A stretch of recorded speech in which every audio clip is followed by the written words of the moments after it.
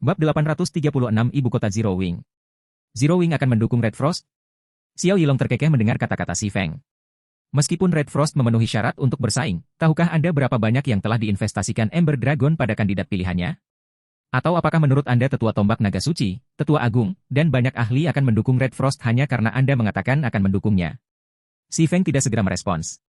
Dia tahu Xiao Yilong masih belum selesai, jadi dia diam-diam menatap ke arah pihak lain. Anda harus tahu sekarang bahwa lorong ruang waktu menuju alam abadi telah ditemukan, dan melintasinya adalah sebuah tantangan. Setiap 1000 orang, Legiun tingkat 6 yang mencoba memasuki alam abadi mencapainya dengan hanya beberapa lusin pemain yang masih hidup. Hal ini karena jalur tersebut penuh dengan makhluk void yang tak terhitung jumlahnya dan sejenis energi korosif yang menggerogoti mana pemain. Jika pemain ingin melintasi jalur tersebut dengan aman, mereka harus menemukan zona aman untuk beristirahat. Namun, hanya ada sedikit tempat di mana pemain dapat beristirahat dengan aman di jalur ruang waktu. Apalagi zona aman ini tidak bersifat permanen dan muncul secara acak. Jika pemain menginginkan lokasi peristirahatan tetap, satu-satunya pilihan mereka adalah menangkap salah satu benteng void di bagian tersebut. Tetapi untuk merebut benteng void, monster yang menghuninya harus dibasmi, dan tenaga serta sumber daya yang dibutuhkan untuk mencapai hal ini sangat besar. Dibutuhkan 100 unit Seven Luminarious Crystal per hari untuk mempertahankan mana setiap pemain di dalam lorong ruang waktu. Jumlah ini akan lebih tinggi lagi jika mereka bertarung. Oleh karena itu, Panglima Besar telah menyatakan bahwa siapapun di tim petualang yang dapat memimpin tim untuk merebut benteng void di jalur ruang waktu akan menjadi pengambil keputusan Tombak Naga Suci. Untuk membantu kandidat pilihannya, Ember Dragon telah mengumpulkan berbagai warisan peringkat dewa dan 300 juta unit kristal 7 tokoh dari beberapa konglomerat yang mendukungnya untuk memenangkan para ahli di tim petualang. Dibandingkan dengan Ember Dragon, berapa banyak warisan peringkat dewa dan kristal 7 tokoh yang dapat ditawarkan oleh Zero Wing? Kata-kata Xiao Yilong bergema di koridor, mengejutkan Red Frost. Dia tidak menyangka persaingan kali ini akan begitu ketat. Mengesampingkan warisan peringkat dewa yang berharga, 300 juta unit kristal 7 tokoh saja bukanlah sesuatu yang mampu dibeli oleh sebagian besar konglomerat, apalagi Zero Wing saat ini. Jika Red Frost ingin memenangkan kompetisi ini, satu-satunya pilihannya adalah kembali ke kota nyanyian suci, meminta pengampunan dari Tetua Agung Keluarga, dan mendapatkan dukungan sumber daya dari komandan lama. Hanya dengan begitu dia dapat mengumpulkan tenaga yang cukup di tim petualang untuk menantang benteng void. Kalau tidak, dia masih tidak punya peluang melawan Ember Dragon. Xiao Yilong berkata sambil menatap Si Feng dengan sedikit jijik. Si Feng memang kuat. Ketika Xiao Yilong menyadari Si Feng telah membunuhnya hanya dengan proyeksi hukum, dia sangat terkejut. Namun, itu tidak cukup untuk mengubah pendapatnya tentang tidak pentingnya Zero Wing ketika menyelesaikan kesulitan Red Frost. Bagaimanapun, mereka bertarung dengan atribut dasar yang sama. Di wilayah Dewa Besar, kekuatan pemain lebih dari sekadar proyeksi hukum mereka. Level, senjata, dan perlengkapan juga merupakan faktor penting. Meskipun Si Feng saat ini berkembang pesat di alam abadi, dia belum mencapai level 200. Dia juga tidak memiliki artefak surgawi apapun. Dalam keadaan seperti itu, bagaimana dia bisa bersaing dengan pemain di luar alam abadi yang rata-rata memiliki level 220? Beberapa pemain ini bahkan dilengkapi dengan artefak surgawi. Belum lagi, Zero Wing tidak sekaya konglomerat yang beroperasi di domain Dewa Besar. Hanya 300 juta unit. Zero Wing dapat membiayai Komandan Frost dengan 500 juta unit Seven Luminarious Crystal dalam sebulan, kata Si Feng sambil tersenyum. Selain itu, selama Tetua dan Tetua Tombak Naga Suci mendukung Komandan Frost, Zero Wing dapat memberi mereka satu kesempatan untuk meningkatkan standar tempur mereka. Bahkan mencapai langkah itu bukanlah hal yang mustahil. Kata-kata Si Feng langsung mengejutkan Red Frost dan yang lainnya. Apakah dia melebih-lebihkan, Kak Frost? Twilight Leaf bertanya sambil menarik lengan baju Red Frost. Jika Si Feng benar-benar bersungguh-sungguh dengan perkataannya, dia perlu menghasilkan 500 juta unit kristal 7 tokoh dan ratusan warisan peringkat dewa ke atas dalam waktu 1 bulan. Di wilayah Dewa Besar saat ini, hanya berbagai kekuatan puncak yang dapat memenuhi janji tersebut. Saya tidak tahu, kata Red Frost sambil menggelengkan kepalanya. Ketika dia melihat Si Feng lagi, dia merasa seperti sedang melihat orang asing. 500 juta unit Seven Luminarious Crystal dalam sebulan. Memberikan kesempatan kepada Tetua dan Tetua Tombak Naga Suci untuk meningkatkan standar tempur mereka? Jika Red Frost tidak tahu bahwa Si Feng bukanlah orang yang membesar-besarkan kata-katanya, dia akan curiga bahwa dia sudah gila. Lagi pula, tidak peduli bagaimana dia memutar otaknya, dia tidak tahu bagaimana Zero Wing bisa menghasilkan begitu banyak sumber daya. Kamu tidak perlu meragukan modal Zero Wing, kata Si Feng ketika dia melihat ekspresi skeptis Xiao Yilong. Saya akan membiarkan Komandan Frost membawakan 100 juta unit kristal 7 tokoh kepada Anda di domain Dewa Besar dalam 3 hari. Zero Wing selanjutnya akan mengirimkan 400 juta unit sisanya dalam waktu 1 bulan. Mengenai apakah Zero Wing dapat membantu Tetua dan Tetua Agung Anda mencapai terobosan, Anda akan mengetahuinya setelah Anda bertemu dengan Komandan Frost di bagian tersebut. Jika Anda tidak memiliki masalah lain, saya dapat segera membuat kontrak domain dewa dengan Komandan Frost. Anda juga dapat kembali dan mengatur pasukan Anda sesegera mungkin. Kristal 7 tokoh memang berharga di wilayah Dewa Besar. Rata-rata konglomerat hanya mampu menghasilkan puluhan juta unit dalam waktu singkat. Meskipun kekuatan puncak dapat menyediakan 500 juta unit kristal 7 tokoh dalam sebulan, akan sangat merugikan mereka jika harus mengeluarkan jumlah sebesar itu. Adapun warisan yang dapat membantu ahli lantai 5 mencapai peningkatan lebih lanjut, bahkan kekuatan Pseudo Apex pun tidak memiliki banyak. Dalam keadaan normal, Zero Wing tidak mungkin bisa bersaing dengan Ember Dragon secara finansial. Lagi pula, Dewa Perang Tanpa Mahkota mempunyai banyak konglomerat yang mendukungnya. Namun, ceritanya berbeda setelah Si Feng mendapatkan desain Tower of the Abyss. Dengan Tower of the Abyss, Zero Wing tidak lagi kekurangan Seven Luminarious Crystal atau metode untuk membantu pemain meningkatkan standar tempur mereka.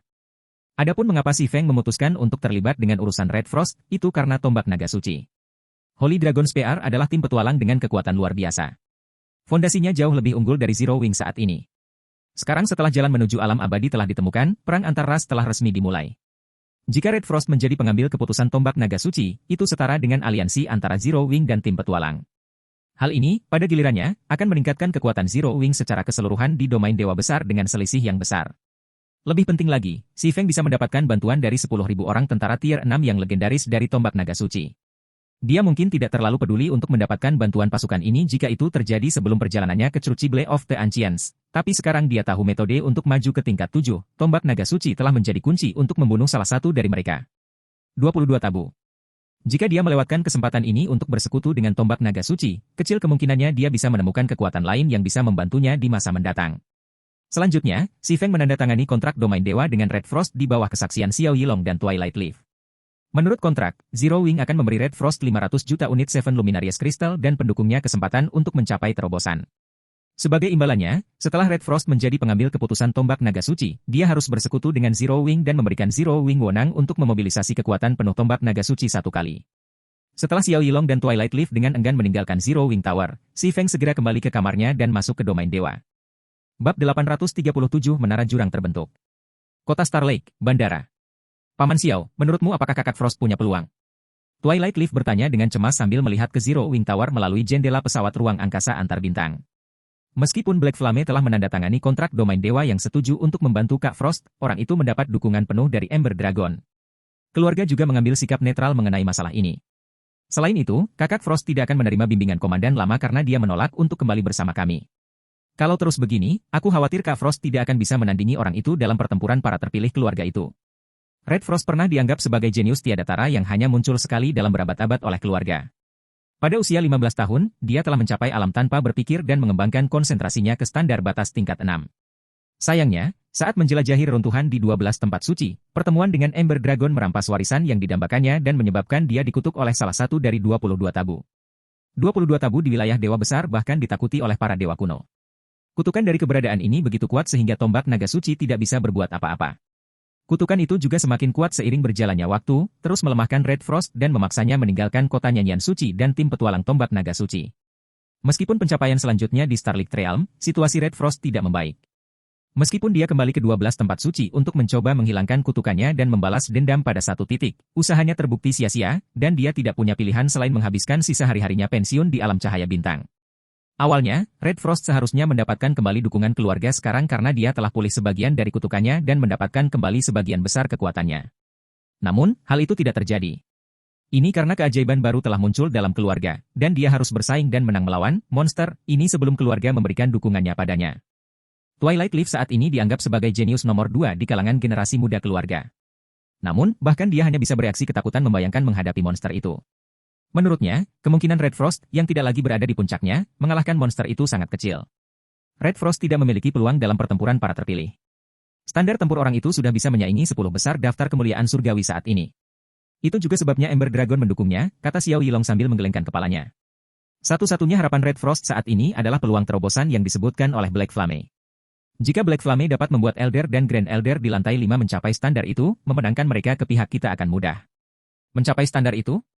Berbagai pemikiran memenuhi benak Twilight Leaf saat mendengar perkataan Xiao Yilong. Standar lantai 6. Juga dikenal sebagai standar Dewa Fana. Sejauh ini belum ada seorang pun di wilayah dewa besar umat manusia yang pernah mencapai standar ini, dan standar ini hanya ada karena adanya menara dunia. Ketika Si Feng masuk kembali ke dalam domain dewa, dia segera mengaktifkan teleportasi penghancur dunia dan berjalan ke daerah terpencil di Laut Void dekat miniatur dunia kuno. Kemudian, dia mendirikan penghalang isolasi dan menunggu. Sekitar 14 jam kemudian, kecantikan tiada tara dengan rambut panjang tergerai muncul di area tersebut. Wanita itu mengenakan armor suci berwarna putih dan dipersenjatai dengan tombak merah. Ketika Si Feng melihat wajah wanita ini, dia keluar dari penghalang isolasi untuk menyambutnya. Keindahan tak tertandingi yang dimaksud adalah Red Frost, yang telah beroperasi di alam cahaya bintang selama bertahun-tahun. Saat ini, meskipun Red Frost masih dikutuk, levelnya telah mencapai 223. Dia juga dilengkapi dengan set peralatan legendaris, dan tombak merah yang dia gunakan memiliki kualitas yang luar biasa. Meskipun tombak itu tidak memenuhi standar artefak surgawi, tombak itu memancarkan kekuatan surgawi yang menyaingi artefak surgawi. Dalam hal kekuatan secara keseluruhan, Red Frost dapat menantang 50 besar daftar kemuliaan surgawi saat ini dan mungkin muncul sebagai pemenang. Maaf sudah menunggu lama, pemimpin persekutuan api hitam, Red Frost meminta maaf. Dia juga merasa sedikit terkejut ketika melihat karakter dalam game Si Feng. Ketika Red Frost pertama kali bertemu Si Feng di dunia nyata, Si Feng hanyalah pendatang baru yang mencoba bergabung dengan Legiun Kota Star Lake City. Dia bahkan belum berada di puncak tingkat 4 saat itu, apalagi tingkat 6. Namun, hanya dalam beberapa bulan, Si Feng telah menjadi seorang ahli yang harus dia hormati. Sama sekali tidak. Rata-rata pemain tingkat 6 memerlukan waktu lebih dari 20 jam untuk datang ke sini dari wilayah pusat alam cahaya bintang. Anda telah melampaui ekspektasi saya dengan tiba dalam waktu kurang dari 14 jam, kata Si Feng sambil melihat ke arah Red Frost, yang tampak persis seperti dirinya di dunia nyata. Kemudian, dia mengaktifkan teleportasi penghancur dunia dan melanjutkan, mari kita lanjutkan pembicaraan kita di alam abadi. Setelah Xiao Yilong dan Twilight Leaf pergi, Si Feng telah menginstruksikan Red Frost untuk menemuinya di luar miniatur dunia kuno. Ini agar dia bisa meningkatkan kekuatan Red Frost. Alasan tombak naga suci bisa menjadi salah satu dari 8 tim petualang legendaris di domain dewa besar adalah karena sebagian besar, jika tidak semua, anggotanya memiliki kekuatan tempur yang menakjubkan. Meskipun hal itu tidak disebutkan dalam peraturan tombak naga suci, mereka yang mengetahui tim petualang akan mengetahui bahwa hanya anggota terkuatnya yang dapat menjadi pengambil keputusan, yang juga dikenal sebagai Panglima Besar. Meskipun Red Frost telah memulihkan sebagian besar kekuatannya berkat teknik pemurnian mana, dia masih kurang dibandingkan dengan Panglima Besar Tombak Naga Suci saat ini. Oleh karena itu, sangat penting bagi dia untuk meningkatkan kekuatannya. Jika tidak, bahkan jika dia merebut benteng Void dan menjadi Panglima Besar Tombak Naga Suci berikutnya, banyak anggota tim petualang yang enggan mengikuti perintahnya. Dengan sumber daya Zero Wing saat ini, tidak mungkin meningkatkan standar peralatan Red Frost dalam waktu dekat. Namun, Red Frost seharusnya bisa meningkatkan standar tempurnya dalam waktu singkat. Lagi pula, menurut Xiao Yilong dan Twilight Leaf, Red Frost adalah anak ajaib luar biasa yang telah mencapai alam tanpa berpikir dan mengasah konsentrasinya ke standar batas tingkat 6 pada usia 15 tahun. Meskipun Red Frost mungkin menderita karena melemahnya mana selama bertahun-tahun, dia tidak berhenti menyempurnakan standar tempur dan konsentrasinya. Saat ini, dia telah mengembangkannya hingga batasnya saat ini, dan yang dia butuhkan hanyalah kesempatan yang tepat untuk melampaui batas tersebut. Alam abadi, kota bayangan. Saat ini, menara 7 lantai telah menjadi titik fokus para pemain kota. Ini karena ukuran menaranya bahkan melebihi istana tuan kota. Tidak ada seorang pun yang pernah melihat atau mendengar konstruksi sebesar ini sebelumnya. Selain itu, setelah selesai dibangun, menara 7 lantai menyebabkan kepadatan energi di kota Shadowring menjadi lebih dari 2 kali lipat. Efek ini lebih unggul dibandingkan banyak konstruksi khusus, yang membuat banyak orang bertanya-tanya tentang fungsi menara. Lihat. Itu api hitam. Apakah dia akan menghilangkan penghalang menara itu? Ketika para pemain di jalanan melihat Si Feng muncul di depan menara 7 lantai, mereka dengan cepat berkumpul di sekelilingnya, berharap mengetahui tujuan menara itu. Bab 838 lawan standar lantai 6. Ini. Apakah ini konstruksi epik? Dengan wajahnya tersembunyi di balik jubah hitam, Red Frost dengan penasaran mengamati menara 7 lantai di depannya. Semakin lama dia memeriksanya, dia semakin terkejut. Sebagai keturunan dari keluarga kuno yang berbasis di 12 tempat suci, Red Frost memahami lebih banyak tentang wilayah kekuasaan dewa daripada kebanyakan eksekutif puncak. Sementara sebagian besar pemain dan bahkan kekuatan puncak berpikir bahwa spesial adalah peringkat tertinggi untuk konstruksi di domain dewa, dia tahu itu sebenarnya bukanlah batasnya. Konstruksi epik? Biasanya, konstruksi khusus dapat mempengaruhi paling banyak satu jenis energi, dan biasanya berhubungan dengan ras mereka. Dalam kasus konstruksi khusus umat manusia, mereka hanya bisa memanipulasi mana, mereka tidak dapat memanipulasi jenis energi lain, seperti kekuatan suci. Namun, ceritanya berbeda untuk Epic Constructions. Konstruksi epik dapat memanipulasi semua jenis energi, bukan hanya satu. Dari apa yang dirasakan Red Frost, menara 7 lantai di depannya menarik mana, kekuatan suci, dan bahkan energi abadi untuk digunakan sendiri. Hal ini membuatnya curiga bahwa menara tersebut mungkin adalah salah satu konstruksi epik dalam legenda. Tidak, ini bukan konstruksi epik, kata Si Feng sambil menggelengkan kepalanya. Kemudian, sambil mengangkat penghalang di Tower of the Abyss, dia menambahkan, ini adalah konstruksi epik tingkat lanjut. Epik tingkat lanjut? Red Frost ternganga kaget. Bagaimana ini bisa terjadi? Konstruksi epik tingkat lanjut seharusnya menghilang di era mitos. Mempelajari sejarah domain dewa besar adalah salah satu hobi Red Frost. Oleh karena itu, dia mengetahui bahwa wilayah dewa besar umat manusia telah mengalami setidaknya 2 kemunduran besar dalam perkembangan teknologi sepanjang sejarah. Yang pertama terjadi sebelum era mitos, dan yang kedua terjadi pada era mitos. Karena dua kemunduran ini, perkembangan umat manusia melambat secara besar-besaran. Sementara itu, konstruksi epik tingkat lanjut jarang terlihat, bahkan selama era mitos. Dikabarkan bahwa mereka diturunkan dari era sebelumnya dan memiliki kemampuan yang merupakan keajaiban. Jika konstruksi epik tingkat lanjut muncul di era modern, itu pasti akan membuat seluruh domain dewa besar menjadi kacau. Sayangnya, Zero Wing tidak memiliki kemampuan teknis dan material untuk membuatnya kembali dengan sempurna, kata Si Feng, meredam kegembiraan Red Frost. Saat ini hanya konstruksi epik dan tidak dapat menjalankan fungsi terpentingnya. Sayang sekali. Red Frost menghela nafas kecewa saat dia melihat ke Tower of the Abyss. Konstruksi epik tingkat lanjut sangat terspesialisasi. Jika konstruksi epik tingkat lanjut tidak dapat menjalankan fungsinya yang paling penting, nilainya akan anjlok. Bahkan jika sistem menganggapnya sebagai konstruksi epik, kegunaannya mungkin lebih rendah daripada konstruksi khusus. Sungguh disayangkan. Si Feng terkekeh saat melihat harapan Red Frost lenyap. Tetapi Tower of the Abyss masih merupakan peluang yang tak terbayangkan bagi para pemain saat ini, jadi jangan merasa sedih. Peluang yang tak terbayangkan? Mungkinkah ini peluang terobosan yang kamu bicarakan, pemimpin persekutuan api hitam? Frost merah bertanya. Saat ini, Red Frost tidak lagi meragukan klaim Si Feng tentang mengizinkan tetua dan tetua tombak naga suci untuk mencapai terobosan. Lagi pula, beberapa konstruksi khusus sudah dapat memberikan hasil yang signifikan kepada para ahli di lantai 5, jadi tidak mengherankan jika konstruksi epik memiliki kemampuan yang serupa atau lebih baik. Namun, dia secara pribadi tidak bisa tertarik pada apa yang disebut peluang terobosan ini. Sebagai seseorang yang telah mencapai batas standar lantai 5, bahkan konstruksi epik pun sepertinya tidak akan bisa membantunya. Kecuali, tentu saja, konstruksi epik ini dapat membantu mananya pulih sepenuhnya, tapi itu jelas tidak mungkin. Masing-masing dari 22 tabu bisa menandingi Dewa Purba. Bahkan kekuatan artefak surgawi tidak dapat berbuat apa-apa terhadap kutukan keberadaan ini, apalagi konstruksi epik. Itu benar. Ketika Si Feng melihat penghalang yang menutupi menara jurang neraka menghilang, dia tersenyum dan berkata, kamu pasti pernah memasuki menara dunia sebelumnya, kan? Dalam hal ini, Anda harus tahu bahwa selain menguji pemain, menara dunia tidak melakukan apapun. Itu tidak memberikan panduan atau apapun untuk dipelajari oleh para pemain. Ya benar sekali. Saat mencapai lantai 5, saya hanya memiliki banyak tembok untuk diserang. Jika saya bisa melanggarnya, saya bisa melanjutkan. Jika saya tidak bisa memecahkannya, saya hanya bisa tetap di tempat saya berada, kata Red Frost sambil mengangguk. Saat mengingat ujian di lantai 5 menara dunia, mau tak mau dia merasa jengkel. Tes di lantai 5 menara dunia jelas merupakan tes kekuatan penghancur para pemain. Lebih khusus lagi, ini menguji pemain apakah kekuatan penghancur mereka telah melampaui ambang batas tertentu. Namun, bahkan ketika dia mengeksekusi teknik tempur emas tingkat lanjut dan teknik mana peringkat tabu, dia tidak dapat menghancurkan tembok terakhir di lantai 5. Jika bukan karena menara dunia yang membatasi atribut dasar, senjata, dan peralatan pemain, dia akan berpikir bahwa artefak surgawi diperlukan untuk menaklukkan ujian di lantai 5. Tentu saja, beberapa ahli juga percaya bahwa teknik pertarungan emas puncak diperlukan untuk mendobrak tembok terakhir. Namun, Red Frost tahu bahwa teknik tempur puncak emas pun tidak akan berhasil. Ini karena Panglima Besar Tombak Naga Suci sudah mencobanya, tidak berhasil. Lalu, bagaimana jika saya beritahu Anda bahwa fungsi Tower of the Abyss mirip dengan War Tower, tetapi tidak seperti War Tower? Tower of the Abyss mengharuskan pemain untuk mengalahkan satu lawan di setiap lantai untuk maju? Si Feng berbisik pada Red Frost. Fungsinya mirip dengan menara dunia dan menyediakan lawan untuk dilawan? Red Frost hampir membuat Si Feng keluar dari kegembiraan ketika dia mendengar kata-katanya. Lawan. Bagi para ahli seperti dirinya, lawan dengan kaliber serupa adalah sesuatu yang hanya bisa mereka impikan.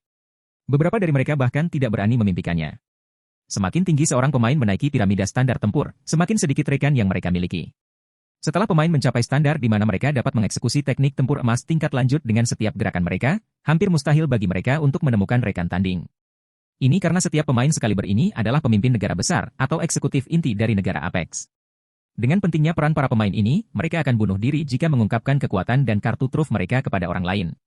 Jadi, kecuali benar-benar diperlukan, mereka selalu menghindari pertarungan dengan pemain lain, terutama dalam skenario 1 lawan 1.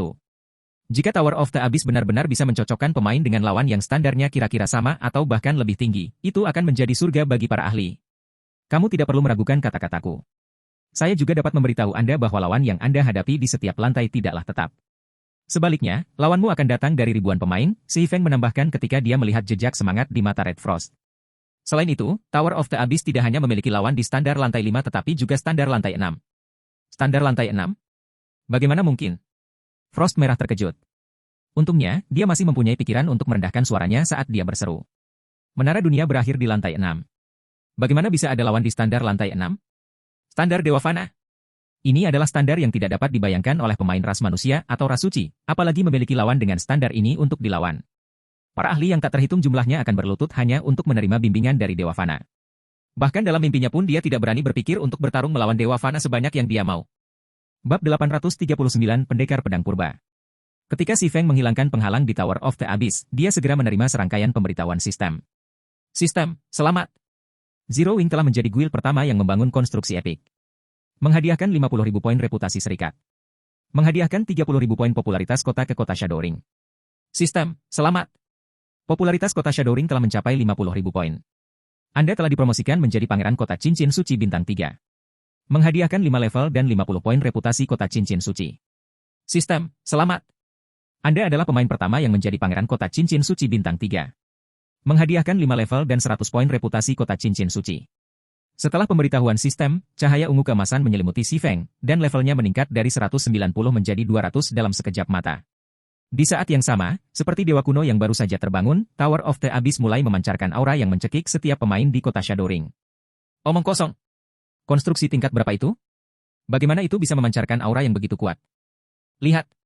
Menara itu menarik energi abadi dengan sendirinya. Energi abadi yang terkumpul mengembun menjadi kabut? Apa aku berhalusinasi? Ketika para pemain ras suci dan pemain manusia di sekitarnya melihat energi abadi yang seperti kabut di sekitar menara jurang neraka, mata mereka langsung berubah menjadi merah. Energi abadi memiliki efek menyegarkan pada pikiran semua ras. Semakin padat energi abadi, semakin besar efeknya, dan semakin besar pula bantuan yang dapat diberikannya kepada pemain untuk mempelajari teknik. Lingkungan alam abadi, yang kaya akan energi abadi, juga menjadi alasan beberapa pemain rela meninggalkan level mereka untuk memasuki alam abadi. Namun, terlepas dari kekayaan energi abadi di alam abadi, menara jurang neraka dapat menciptakan lingkungan yang lebih baik di sekitarnya. Terlebih lagi, ini hanya bagian luar menara saja. Jika menara sudah bisa menciptakan lingkungan seperti itu di luar, mereka bahkan tidak bisa membayangkan lingkungan seperti apa yang tersedia di dalamnya. Apakah ini kekuatan Epic Construction? Red Frost mau tidak mau berseru dalam hatinya ketika dia melihat energi abadi berkumpul di sekitar menara jurang neraka. Ketika Si Feng memberitahunya bahwa menara jurang neraka dapat mensimulasikan ahli di lantai 6, dia sudah menganggap menara itu sebagai harta karun yang bahkan tidak dapat dijangkau oleh kekuatan puncak. Setelah melihat lingkungan yang diciptakan menara di sekelilingnya, dia merasa masih meremehkan nilainya. Jika pemain bisa berlatih di lingkungan seperti itu, efisiensi latihan mereka akan meningkat setidaknya 100 kali lipat. Ayo masuk.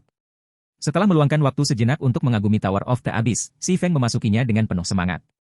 Dalam kehidupan sebelumnya, Tower of the Abyss adalah harta tak ternilai yang membantu ras suci menghasilkan ahli lantai 6 satu demi satu. Hasil ini telah menyiksa semua pemain manusia dengan rasa cemburu, dan Si Feng tidak terkecuali. Setelah tersadar dari linglungnya, Red Frost dengan cepat mengikuti Si Feng ke menara jurang neraka. Saat memasuki Tower of the Abyss, Si Feng dan Red Frost tiba di dalam aula sederhana. Aula itu seukuran lapangan sepak bola. Selain portal teleportasi besar dan hantu setinggi 100 meter dengan penampilan buram berdiri di sampingnya, tidak ada hal lain di aula. Ciptaan saya disebut Menara Jurang Neraka, dan saya membuatnya dengan mengacu pada Menara Dunia. Menara ini memiliki 7 lantai, dan saya telah mengisinya dengan para ahli dari semua lapisan masyarakat. Setiap orang membutuhkan 100 unit Seven Luminarious Crystal untuk menggunakan portal teleportasi, dan hanya dengan mengalahkan satu ahli di setiap lantai, setiap orang dapat melanjutkan ke lantai berikutnya. Dibutuhkan juga 10.000 unit Seven Luminarious Crystal untuk mempertahankan operasional harian Tower of the Abyss.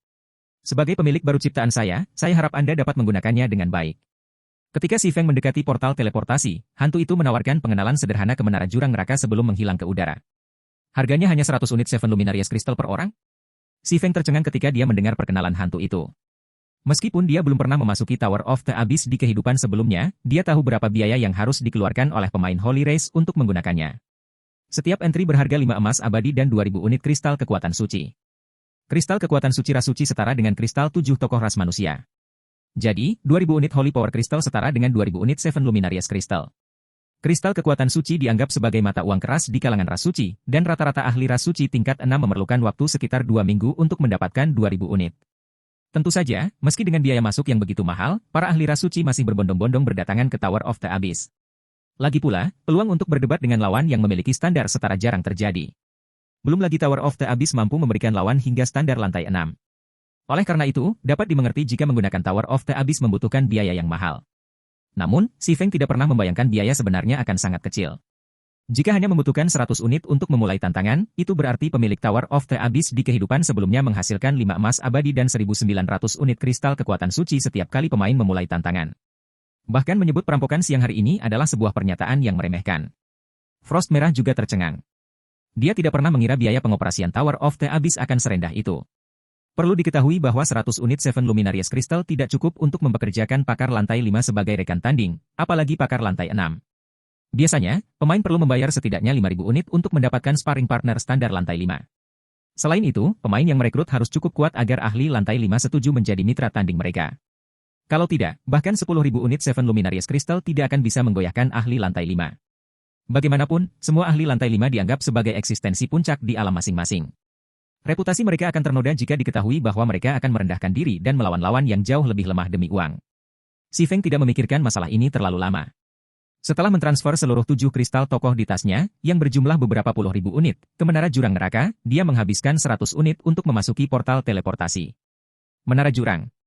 Setelah melangkah melalui portal, Si Feng muncul di tengah-tengah arena Koloseum, dikelilingi oleh penonton yang berteriak dan bersorak. Penonton ini berasal dari berbagai ras, banyak di antaranya yang pertama kali dilihat Si Feng. Semua penonton ini memiliki life rating yang luar biasa tinggi, dengan yang terlemah berada pada standar naga. Beberapa dari penonton ini bahkan memiliki peringkat kehidupan yang melebihi dewa kuno. Selain itu, berdasarkan gerakan halus mereka, mereka setidaknya setara dengan ink crystal dalam standar pertarungan. Penantang, pilih lawanmu. Sebelum Si Feng dapat melakukan pengamatan lebih lanjut, iblis bertanduk 2 setinggi 3 meter yang berdiri di tepi arena tiba-tiba angkat bicara. Segera setelah itu, daftar lawan muncul di hadapan Si Feng. Ada pendekar pedang manusia yang bisa dipilih? Si Feng sangat terkejut saat melihat daftarnya. Di Goddess Domain, cara tercepat bagi pemain untuk berkembang melalui perdebatan adalah dengan melawan pemain dari ras dan kelas yang sama.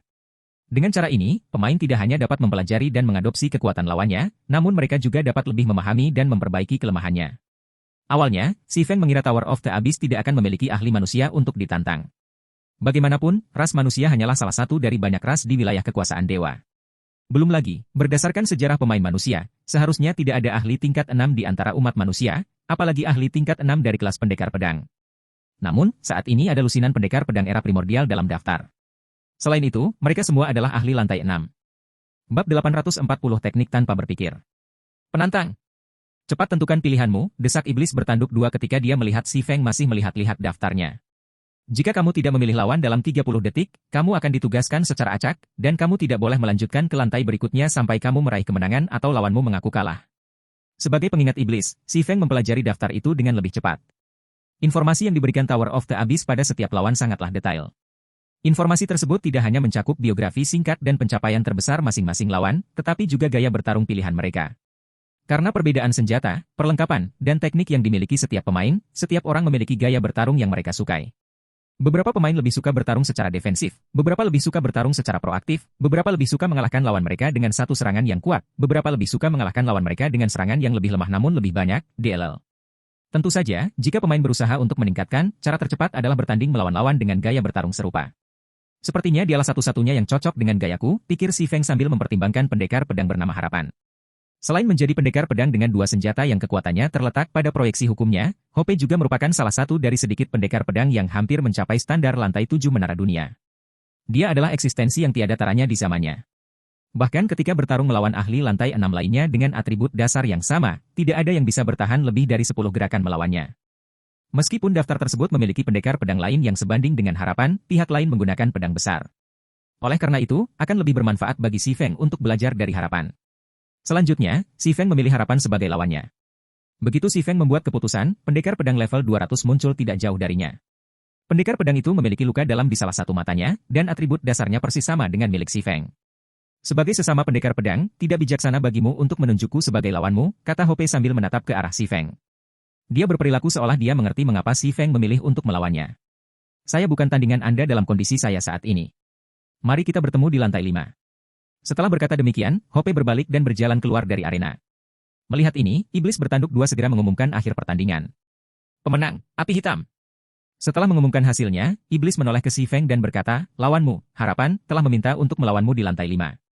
Apakah Anda ingin langsung menuju ke lantai 5? Jika tidak, kamu bisa menuju ke lantai 2 dan memilih lawan baru. Saya akan menuju ke lantai 5, jawab Si Feng tanpa ragu-ragu. Dia sudah berada di standar lantai 5.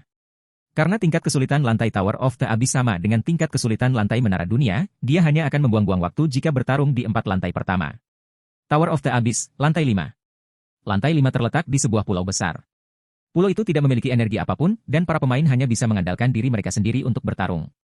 Saat ini, Hope sedang duduk di tengah pulau dengan mata terpejam, bersikap seolah dia tidak menyadari kedatangan Si Feng. Apakah ini dia yang berada di standar lantai 5?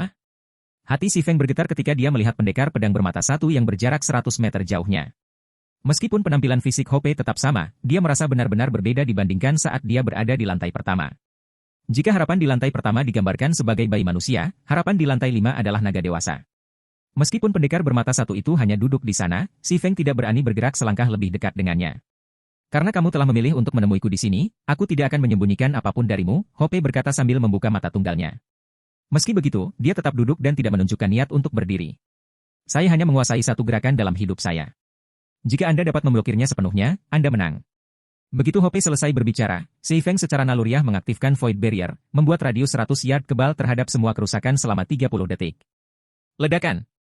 Sebelum indera Si Feng sempat bereaksi, retakan telah muncul pada penghalang pertahanan yang melindunginya. Namun, itu bukanlah akhir dari serangan Hope, karena cahaya pedang yang menembus penghalang pertahanan tidak memudar. Sebaliknya, ia terus-menerus mencoba membuka penghalang itu seperti buah kenari. Tanpa ragu-ragu, Si Feng melemparkan miniatur dunia neraka dan mengeksekusi orbit pedang sebagai tindakan mempertahankan diri. Untungnya, usaha putus asanya membuahkan hasil, dan dia memblokir cahaya pedang tepat pada waktunya. Namun, dia gagal menetralisir serangan itu sepenuhnya saat dia tersandung satu langkah. Ini termasuk dalam standar lantai 5. Si Feng tidak percaya ketika dia menatap ke arah Hope yang tetap duduk di tanah. Ketika Si Feng tiba di lantai 5, Tower of the Abyss telah menunjukkan kepadanya bahwa lawannya dibatasi pada standar lantai 5. Logikanya, seharusnya tidak ada ahli lantai 5 yang bisa mengancamnya. Lagi pula, dia bahkan telah mengalahkan Garuda, yang berada pada standar Dewa Fana setengah langkah. Namun, ketika Si Feng menghadapi serangan Hope, dia merasakan kematian menimpanya. Selain itu, serangan Hope sangat cepat sehingga Si Feng bahkan tidak merasakan kapan pihak lain telah melancarkan serangannya. Jika Si Feng tidak mengaktifkan miniatur dunia neraka untuk melemahkan serangan Hope, nasibnya pasti sudah ditentukan. Namun, sebelum Si Feng pulih dari keterkejutannya, banyak retakan lain muncul di Void Barrier miliknya. 5 detik kemudian, Si Feng kembali ke aula lantai pertama Tower of the Abyss. Serangan yang luar biasa. Si Feng merasa takjub ketika dia mengingat cahaya pedang Hope yang tak terhentikan. Meskipun menggunakan orbit pedang peringkat emas dan dunia miniatur abisal, dia masih gagal mengimbangi kecepatan serangan Hope dan akhirnya mati karena tusukan di jantungnya.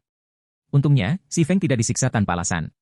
Alasan mengapa serangan Hope begitu luar biasa bukan karena pihak lain telah melancarkan teknik tempur emas puncak yang hebat.